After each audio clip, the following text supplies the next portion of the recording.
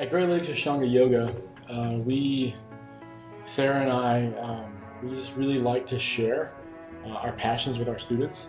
It's so much more than a business for us. It's really sharing our lifestyle.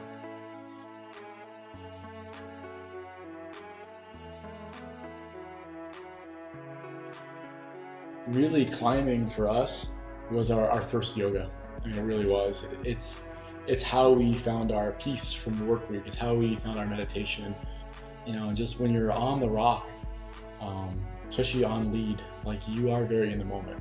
You're very present with yourself. And that union, you know, with your climbing partner, and you know, lucky for us, you know, like we're more than climbing partners. Sometimes lucky. Yeah. Sometimes it can be a little rough. But it's you know, you form this deeper bond, this union, and yoga is all about creating this union. So you know, for us, it's like we love the traditions of Ashtanga yoga, and you know, in honoring tradition, we feel it's really important to honor our own traditions as well. And you know, just because we started practicing Ashtanga 10 years ago doesn't mean we're going to give up our passions and our dreams. So like for us, we have to honor, you know, our love of climbing, our love of the outdoors. So we feel that these come together so well. They're both body weight exercises. You know, Ashtanga is a lot of pushing, and climbing is a lot of pulling. These union of opposites creates this really like kind of harmonic like flow. It's harmonic energy, and I feel that it really has balanced our lives out really well. And they both, like yoga and the climbing, they both kind of put your thoughts and the sort of places you recede to in your mind when you're challenged or when you're struggling, and it just puts those thoughts under a microscope. You know, they both reveal something about yourself that you maybe wouldn't notice otherwise.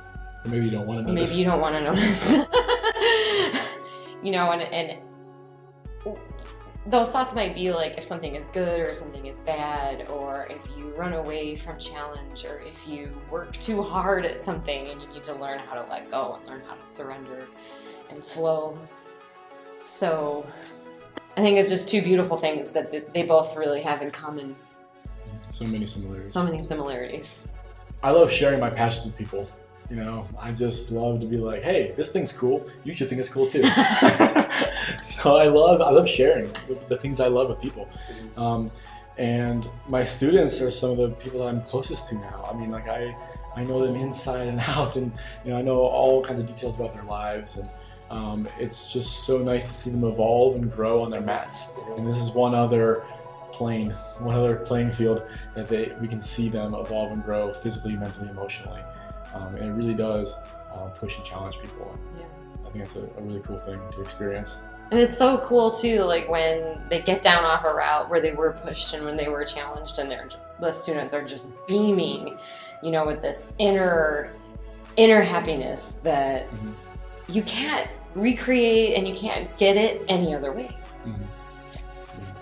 And it's so neat to see that joy and that light in their eyes, when normally we see them at 5:30 in the morning in the dark. Sometimes cranky. It's really all about the students. Yeah, it may not be necessarily want to introduce them to climbing, but a lot of times it's just simply the fact of like getting outside their comfort zone and introducing them to something different. It could be anything, but you know, I feel that we grow the most in our lives when we have to face a little bit of discomfort, a little bit of challenge. If you're never challenged or never pushed, then like we don't really advance. So even if they don't become climbers, if they don't like fall in love with us to become climbers, it's all about trying something new and different. These retreats are always a great time for us, and we always get great feedback from the students. So it's something that we hope to continue doing every year. You know, a big reason I began doing yoga was because I loved climbing so much, but my back was getting really bad. And I wanted to age gracefully. I wanted to be able to keep moving around. I wanted to be climbing when I was 65. You know, Chick is a huge inspiration, you know, for us. And we're like, you know, we want to be climbing when we're in our mid-60s. We want to be climbing when we're in our 70s. You know, so it's like we need to start taking care of ourselves and thinking about this, and you know, and not just taking care of the body, but taking care of the mind. You know, there's so much stress in the daily lives of most people nowadays. So anything you do to manage that. I feel like a lot of disease and ailments that people suffer from nowadays are stress related, so not just fixing the body, fixing the mind, and being able to play until we're old is really the reason why we keep climbing and we keep doing yoga. It's really good for the students too. They don't see each other. I mean, they see each other almost every day, but like it's quiet and you're just breathing, and you come in and you put your stuff down, unroll your mat, practice, and leave.